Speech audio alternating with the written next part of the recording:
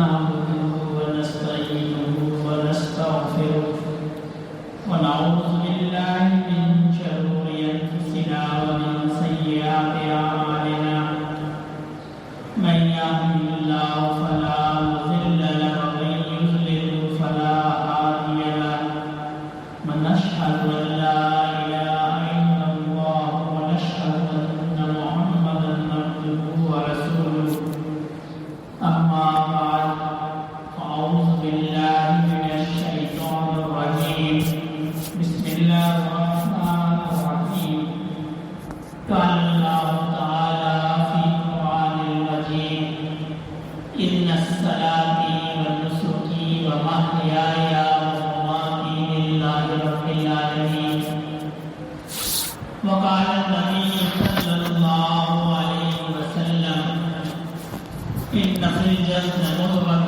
إذا صلح الجسد كله وإذا فسد الجسد كله ولا وهي القلب أو كما قال عليه الصلاة والسلام.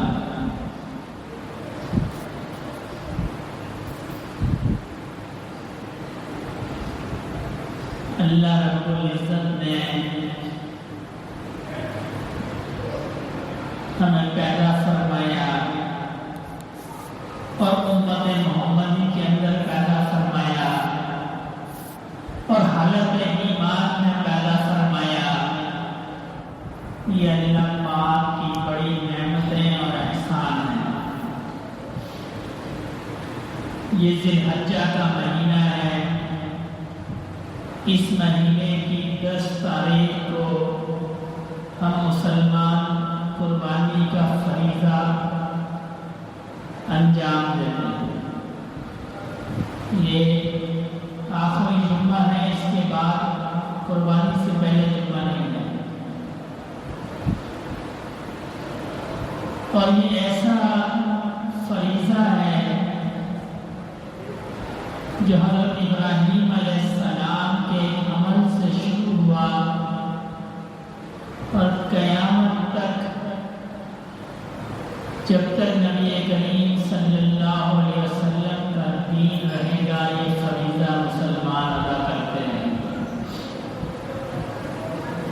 اللہ پاک جب کسی کو قبول کرتے ہیں تو پھر اس کو ایسا صلہ دیتے ہیں. آج ہمیں یہ خوف ہوتا ہے گمنامی کا کہ اگر دنیا کے کام چھوڑ دیں گے تو گمنام ہو جائیں گے. لیکن اللہ پاک جس کو قبول فرما لیتے ہیں, جس کو آزمائش میں پورا اتر آتا ہے, پھر اللہ پاک اس کے نام کی سنتوں کو جاری کرتا ہے. ابراہیم علیہ السلام کو اللہ پاک نے آزمائش میں مبتلا فرمایا. آپ اللہ کے جلیل قدر پیغمبر تھے اور سب سے زیادہ آزمائشیں پیغمبروں کے حضرات انبیاء میں ہیں. ابراہیم علیہ السلام کو اللہ پاک نے حکم دیا کہ اپنے بیٹے کو ذبح کر. یہ معمولی بات نہیں ہے. آج ہم اپنے اوپر رکھ کے سوچیں اولاد کو ذبح کرنا یہ آسان کام نہیں ہے, بہت بڑا کام. اور پھر جب آپ کے صاحبزادے سے اس کا ذکر کیا گیا, آپ نے ان کو بلایا, ان سے کہا, تو انہوں نے فرمایا میں راضی ہوں. چھری تو ابراہیم علیہ السلام نے اس بیٹے پہ نہیں چلائی تھی, چھری ابراہیم علیہ السلام نے حضرت اسماعیل علیہ السلام کو چلائی. یہ محنت تو اللہ پاک نے اپنے فضل سے جبرائیل علیہ السلام کے ذریعے اسماعیل علیہ السلام کو ہٹا کے وہاں پہ رکھ دیا, ورنہ جو چھری چلائی گئی تھی وہ اسماعیل علیہ السلام نے چلائی. تو اس اخلاص کو اللہ پاک نے ایسا قبول فرمایا کہ قیامت تک یہ جاری رہے گی. جس کو اللہ نے مال دیا ہے, جو صاحب نصاب ہے, اس پہ قربانی واجب ہے, اس کو کرنی ہی کرنی ہے. جس کو اللہ پاک نے حج بیت اللہ کی سعادت دی ہے, اس میں قربانی کرنی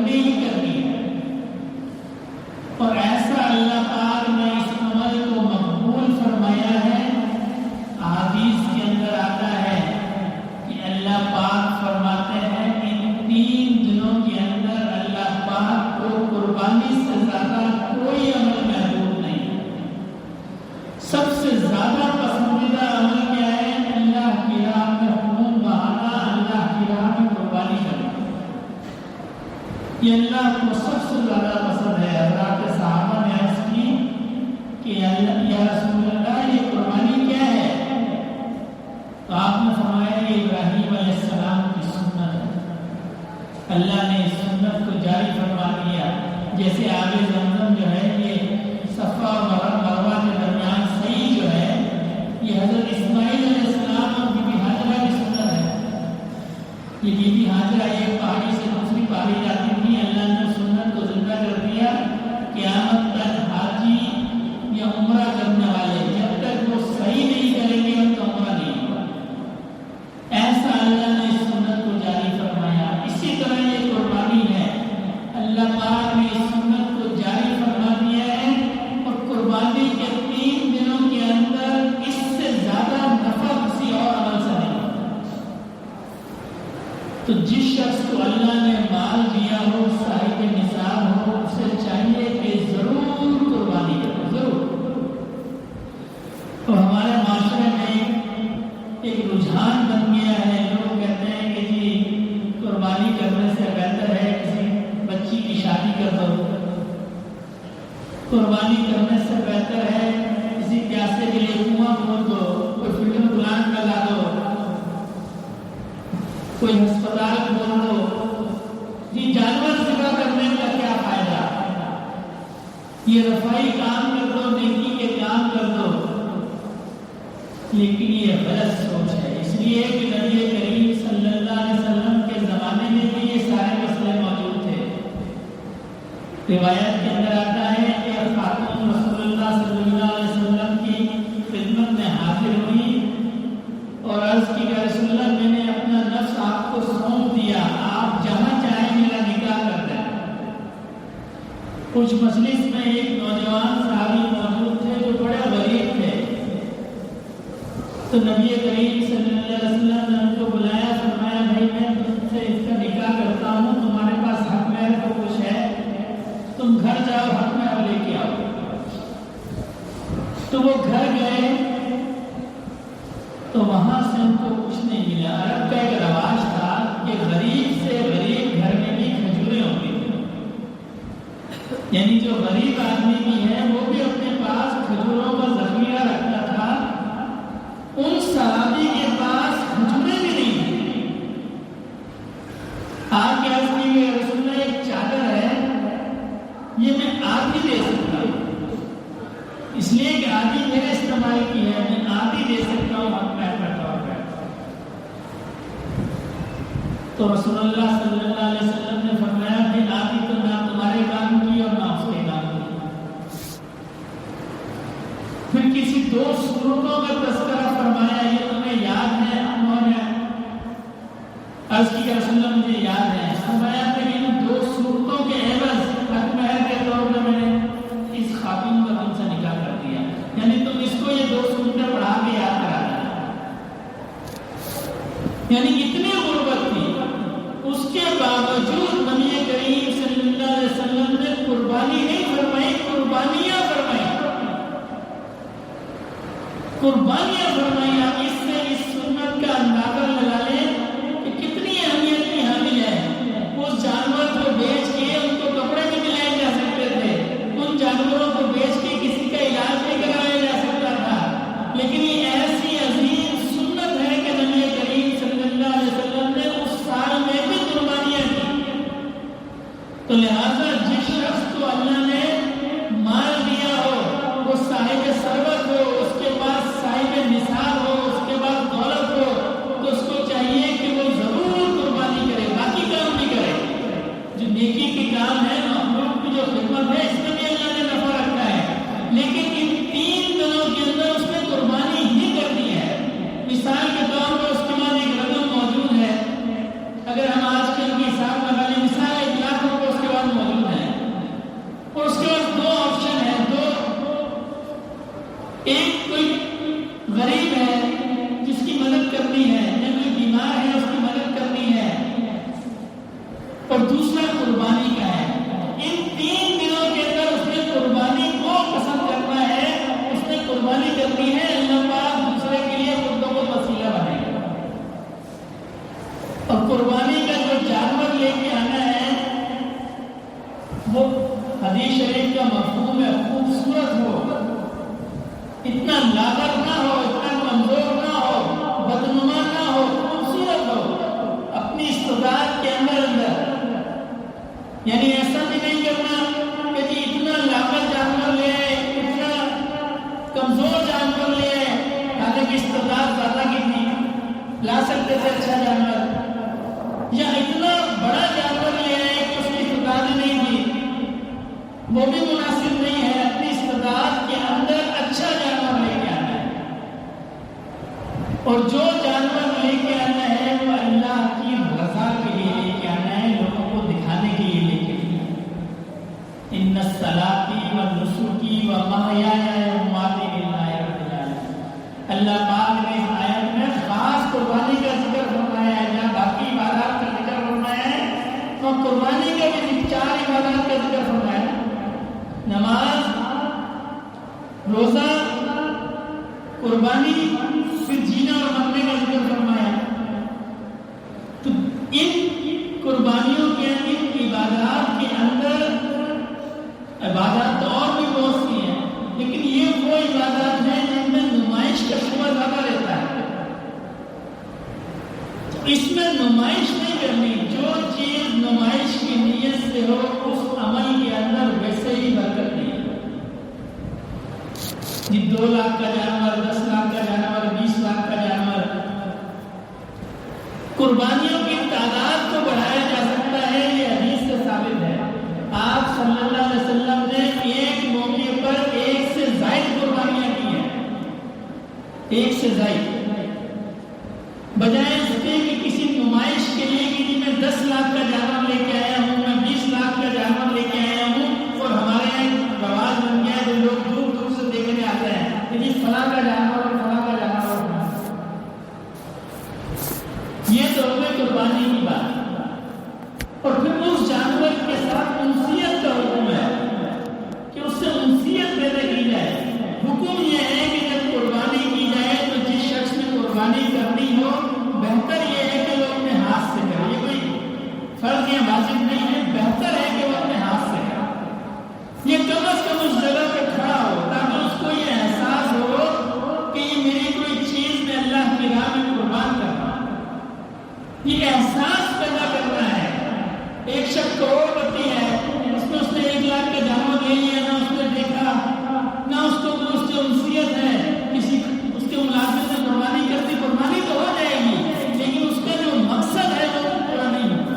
قربانی کا مقصد ایثار ہے، قربانی کا مقصد ایثار ہے کہ ہم دوسروں کے لیے دیکھیں نہیں کہ کوئی چیز اللہ کی راہ میں قربان کرنا، اور صرف جانور کو اللہ کی راہ میں قربان نہیں کرنا، یہ تو استعارہ ہے، یہ تو ایک مثال ہے۔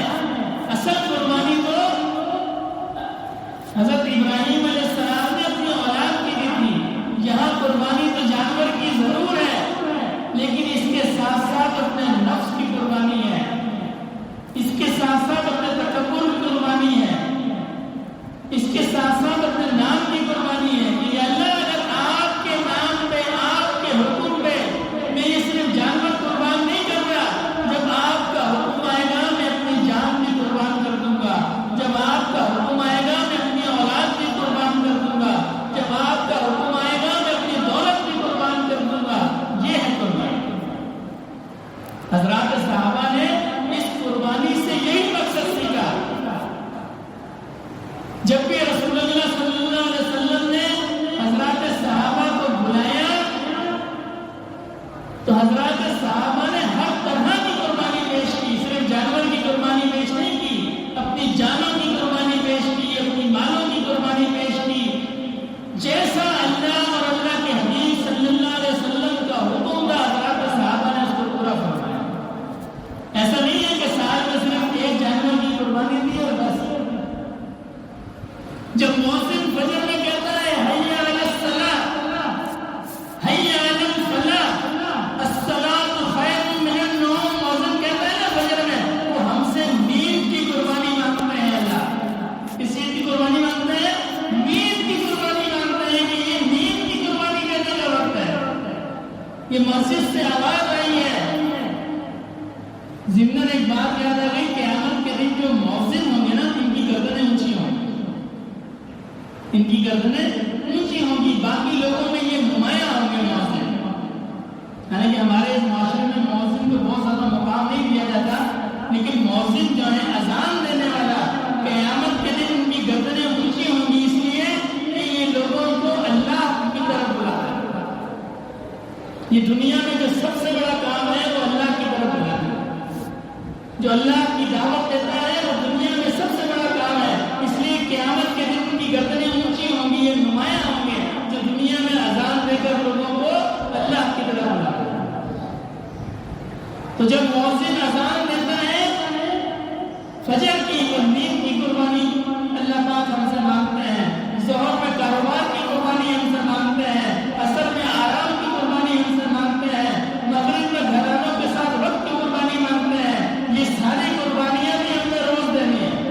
صرف سال میں ایک قربانی دے کے اگر ہم یہ سمجھیں کہ جس سال میں ایک قربانی دے دی ہمارا کام ختم، ایسا نہیں ہے۔ جتنی قربانیاں اللہ ہم سے مانگتے ہیں ہمیں وہ ساری قربانیاں دیں۔ اب گرمیوں میں رمضان آیا تھا، رمضان شریف اس کے بعد اب صبح روزہ رکھنا اور پھر کام کرنا اور پھر وقت گزارنا یہ مشکل ہے، بھوک کی قربانی ہے، پیاس کی قربانی ہے، یہ اللہ ہم سے اس چیز کا تقاضا کرتے ہیں، اس لیے کہ اللہ پاک نے ہمارے لیے انعامات رکھے ہیں۔ ویسے تو اللہ پاک چاہتے ہیں، اللہ ہمارے رب ہے، اگر کسی عبادت کا انعام نہ بھی رکھا جاتا تو یہ ان کا حق ہے۔ ایک انسان کوئی چیز بناتا ہے تو اس کی مرضی ہے، اس کو جیسے چلائے، سائیکل بنائی ہے جیسے مرضی چلائے، اسکوٹر بنایا ہے جیسے مرضی چلائے، اسی طرح اللہ پاک نے ہمیں پیدا فرمایا جیسے چاہیں ہمیں چلائیں، لیکن اللہ پاک قدردان ہے، اللہ پاک قدردان ہے، ہم جب ان کی عبادت کرتے ہیں اللہ نے اس کے بدلے جزا بھی رکھی، انعامات رکھے ہیں، صرف قربانی نہیں رکھی ہے، ایسے اللہ نے انعام رکھے ہیں۔ روایات میں آتا ہے نہ کسی آنکھ نے ان کو دیکھا ہے نہ کسی زبان نے ان کو چکھا ہے، ایسے اللہ نے انعام رکھے ہیں اس قربانی کے بارے میں۔ ایک واقعہ اکثر میں سنایا کرتا ہوں، یاد دہانی میں یہ دوبارہ سنا دیتا ہوں۔ ایک شخص تھا، وہ کسی قصاب کے پاس، یہ گوشت والا ہے نا، اس کے پاس آیا کرتا تھا گوشت لینے، اور وہ اپنے چہرے کو ڈھانپ کے رکھتا تھا۔ تو ایک دفعہ کسائی نے یا قصاب نے اس سے پوچھا کہ بھائی تم اپنے چہرے کو کیوں چھپا کے رکھتے ہو؟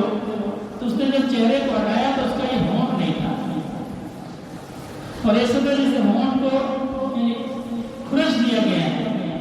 تو اس سے کہنے لگا کہ یہ کیا معاملہ ہے؟ اس نے کہا بھائی بات یہ ہے کہ میں مجاہد تھا جہاد کے اندر، تو مجھے بہت گہرے زخم آ گئے، میں نے آسمان سے دیکھا کہ کچھ ہوئے اتری ہیں، ان کے ہاتھ میں پانی کا ایک وہ ہے جگ ہے اور پیالہ ہے، تو جو شہید ہو گیا ہے وہ پانی اس کے منہ میں ڈال دیا۔ تو جب وہ میرے پاس آئی تو ایک نے دوسری سے کہا کہ یہ ابھی زندہ ہے، یہ مرا نہیں ہے۔ تو دوسری نے کہا کہ مغرب کا وقت ہو گیا ہے، ہم نے جانا ہے، اس کو پلا دو، بچے گا یہ کیسے ملے؟ تو اس نے مجھے وہ پانی پلا دیا۔ کہنے لگا اللہ کی شان کے اس وقت انداز آ گئی، مجھے لے گئے، میں ٹھیک ہو گیا، لیکن وہ جو پانی میرے ہونٹ کو لگا تھا اس کا ایسا ذائقہ تھا کہ میں اس ہونٹ پہ زبان پھیرتا رہتا تھا، ایسا ذائقہ تھا اس پانی کا کہ میں ہونٹ پہ زبان پھیرتا رہتا تھا۔ یہ جو آپ میری حالت دیکھ رہے ہیں یہ اس زبان پھیرنے کی وجہ سے، زبان پھیر کر کے ہونٹ ختم ہوا۔ ایسی اللہ نے شیریں انعامات رکھے، ایسی نعمتیں رکھی ہیں۔ یہ اس قربانی آج ہمارے لیے مشکل ہے اللہ کو راضی کرنا۔ جو بندہ اللہ کو راضی کر لے گا، روایات میں آتا ہے جب بندہ اللہ کے پاس چلا جائے گا، جنت میں چلا جائے گا، پھر اللہ پاک اس کے پاس ایک قاصد کو بھیجیں گے کہ تمہیں کوئی چیز تو نہیں چاہیے، تو وہ حضرات علماء سے مشورہ کرے گا۔ جس طرح یہاں اہل اللہ کے پاس آتے ہیں نا، حضرات علماء کے پاس آتے ہیں، مسئلہ پوچھتے ہیں، سوال پوچھتے ہیں، وہاں بھی جنت میں بھی پوچھیں گے کہ حضرت یہ میرے پاس اللہ پاک کی طرف سے ایک خط آیا ہے کہ آپ کو کسی چیز کا تقاضا تو نہیں ہے، تو مجھے چاہیے تو نہیں۔ اچھا، اس میں ایک دلچسپ پہلو ہے، یعنی جس فرد کے پاس یہ آیا ہوگا وہ خود اتنا صاحب علم نہیں ہوگا، جبھی تو صاحب علم کے پاس جائے گا۔ اس کا مطلب یہ ہے کہ وہاں جو ادنا سے ادنا آدمی ہوگا اس کا بھی اتنا پروٹوکول ہوگا، اتنی اس کی عزت اور عظمت ہوگی کہ اللہ پاک کا خط اس کے پاس آئے گا۔ یہ عام جنتی کی بات ہے، عام جنتی کی۔ تو وہ جب مشورہ کرے گا تو وہ ان سے کہیں گے بھائی تم اللہ پاک سے لکھو خط کے جواب میں کہ اللہ آپ اپنا دیدار کرا۔ تو پھر جنتیوں کو اللہ پاک کا دیدار کرایا جائے گا۔ یہ دنیا کی سب سے بڑی نعمت ہے۔ آج ہم قربانی دیں گے، آج ہم اللہ کے حکم پہ لبیک کہیں گے تو یہ نفع ہے، تو نفع ہے جو اللہ کو راضی کر لے گا۔ اللہ پاک اس دنیا میں بھی اس کے لیے خیروں کو جاری فرما دیں گے، قبر میں بھی اس کے لیے خیریں جاری ہو جائیں گی، حشر میں بھی اس کے لیے خیریں جاری ہو جائیں گی۔ روایات میں آتا ہے کہ ایسے لوگ عام ہم سنتے ہیں حضرات علماء سے کہ جی محشر کا دن بڑا سخت ہوگا، سنتے ہیں نا کہ جی لمبا دن ہے، سایہ بھی نہیں ہے، گرمی بھی ہے، پھر جو ہے وہ انسان اپنے پسینے میں شرابور ہوگا۔ یہ عمومی منظر ہے، ورنہ ایسا بھی ہوگا کہ اللہ کے ایسے بندے بھی ہوں گے جو عرش کے سائے میں ہوں گے، عرش کے سائے میں ہوں گے اللہ کے بندے جنہوں نے اللہ کو راضی کیا ہوگا، اللہ ان کو عرش کے سائے میں رکھیں گے۔ جب کوئی کسی کو نیکی نہیں دے گا، کوئی کسی کو پہچانے گا نہیں، اس وقت اللہ اپنے بندے کو بلائیں گے جس نے دنیا میں اللہ کو راضی کیا ہو، اس کو بلائیں گے، پھر اپنی عظمت کا پردہ لگا دیں گے تاکہ مخلوق کو پتہ چلے اس نے کیا کام کیا۔ اب دنیا میں انسان ہے، گناہ بھی ہوتے ہیں، نیکی بھی ہوتی ہیں، تو اللہ پاک اس سے فرمائیں گے تم نے یہ گناہ کیا، وہ عرض کرے گا اللہ مجھ سے یہ گناہ ہو گیا، یہ کیا، تو فرمائیں گے جاؤ میں نے سب معاف کر دیا۔ اور پوری مخلوق کو پتہ نہیں چلے گا کہ اس کے ساتھ کیا معاملہ ہے۔ جو دنیا میں اللہ کو راضی کر لے گا، یہ نہیں ہے کہ جو اللہ کو راضی کر لیتا ہے اس سے اس کا کوئی گناہ نہیں ہوگا، ایسا نہیں ہے، بلکہ وہ اپنے گناہوں کا استغفار کرتا ہے، توبہ کرتا ہے، اللہ اس کے گناہوں کو معاف کرتا ہے، اللہ اس کے گناہوں کو معاف کر دیتے ہیں۔ بعض روایات میں ایسا بھی آتا ہے کہ اللہ اس کے گناہوں کو معاف کر دیں گے، وہاں گناہ اللہ پاک دہرائیں گے، تم نے یہ کیا، وہ عرض کرے گا اللہ تعالیٰ مجھ سے اس کے بدلے نیکی دے دیں گے، اس لیے کہ دنیا میں اللہ سے معافی مانگ کے آیا تھا، اللہ مجھ سے غلطی ہو گئی ہے، ہوئی تو ہے غلطی ہے کہ مجھ سے غلطی ہو گئی ہے۔ جو اپنے گناہوں پہ توبہ کر لے گا، دنیا میں اللہ کو راضی کر لے گا، یہ قربانیاں اس کے لیے یہاں بھی نفع ہے۔ لیکن اللہ پاک کی کتنی رحمت والی ذات ہے، اگر یہ حکم ہوتا ہے جی قربانی کر لو، گوشت نہیں کھا سکتے، میں اللہ کی راہ میں بھی ہے نا، اب تو آپ کا تعلق ختم ہو گیا، ہمارا تعلق ختم ہو گیا، ہم نے جانور لے اللہ کے حکم پہ، ہم نے اس کو ذبح کر دیا، اب اس جانور نے ہمارا تعلق ختم ہے، اس لیے کہ ہم نے تو اللہ کے نام پہ دے دیا۔ لیکن اللہ پاک نے یہاں بھی محبت والا معاملہ فرمایا ذبح کرو، خود کھاؤ، سارا گوشت بھی خود کھا سکتے ہیں، لیکن بہتر یہ ہے کہ اس کے 3 حصے کر لیے جائیں، اس لیے کہ ہمارے مسلمان بھائی ایسے ہیں جو سارا سال گوشت نہیں کھاتے۔ تو یہ آداب کے خلاف ہے، یہ مربت کے خلاف ہے کہ میرے گھر پہ گوشت بنے اور میرے مسلمان بھائی کے گھر پہ گوشت نہ بنے، یہ مربت کے خلاف ہے، انسان کے ضمیر کے خلاف ہے۔ شریعت اور حضرات علماء سے مسئلہ پوچھیں گے، کہیں گے کہ آپ کا خاندان بڑا ہے، اور وہ صحیح ہے، آپ کا خاندان بڑا ہے، سارا کچھ جاتا ہے، لیکن یہ انسان کے ضمیر کے، اس کے وقار کے خلاف ہے کہ جی میں گوشت کھاؤں اور میرا پڑوسی جو ہے وہ دال پکائے یا بھوکا رہے۔ دین تو اللہ پاک نے رحمت بنا کے بھیجا ہے، نبی کریم صلی اللہ علیہ وسلم کی حدیث مبارکہ کا مفہوم ہے، فرمایا جب گھر میں گوشت بناؤ تھوڑا سا اس میں پانی ڈالا ڈال دو، شوربہ زیادہ ہو جائے گا تو پھر اپنے پڑوسی کو بھیج دو۔ گھر میں کوئی پھل لے کے آؤ تو تھوڑا سا اس میں اضافہ کر دو، پڑوسی کو بھیج دو، اور اگر نہیں کر سکتے تو چھلکے اسی جگہ نہ بھیجو، دیکھو کہ پڑوسیوں کے بچے اس کو دیکھیں، پھر وہ اپنے باپ سے کہیں ہمیں بھی دلا کے دو، اور وہ نہ دلا سکتا۔ اللہ کے نبی صلی اللہ علیہ وسلم نے تو جذبات کی، دل کی اتنی رعایت رکھی ہے کہ ایسا نہ ہو کہ تمہارے چھلکے سے اس کا بچہ دیکھے، پھر وہ اپنے باپ سے کہے وہ اس کو نہ دلا سکے، اتنی احتیاط کا حکم ہے۔ تو اسی لیے بہتر یہ ہے کہ عید کا جو گوشت حصہ خود استعمال کر لیا جائے، ایک حصہ دوست احباب کو، رشتہ داروں کو دے دی جائے، اس سے محبت بڑھتی ہے۔ لیکن وہ جو ہمارے معاشرے میں مروجہ طریقہ ہے نا کہ جی کچھ نکالا پھر وہ پڑوسوں میں دیا، انہوں نے آگے بھیجے، پھر وہ گھوم کے واپس آ گئے، ایسا نہیں۔ کوشش یہ کی جائے کہ کسی شخص کی محلے میں قربانی نہیں ہے، سفید گوشت ہے، اس کا معلوم مل جائے، ایک ایسی تعداد گوشت کی، ایسا وزن کہ جس سے اس کے گھر پک سکے، وہ خاموشی سے اس کے یہاں دے دیا جائے تحفے کے طور پہ۔ یہ زیادہ مناسب ہے، بجائے اس کی کہ رواجن تھوڑا تھوڑا دیا جائے، وہ تھوڑا تھوڑا واپس آپ کے پاس آتا ہے، یہ تو رواج ہے۔ تعلیف قلب یہ ہے اس کے دل پہ کتنا اس کو اچھا محسوس ہوگا جو اس کو معلوم ہوگا کہ میری قربانی تو نہیں تھی لیکن گوشت میرے گھر پہ پک گیا ہے۔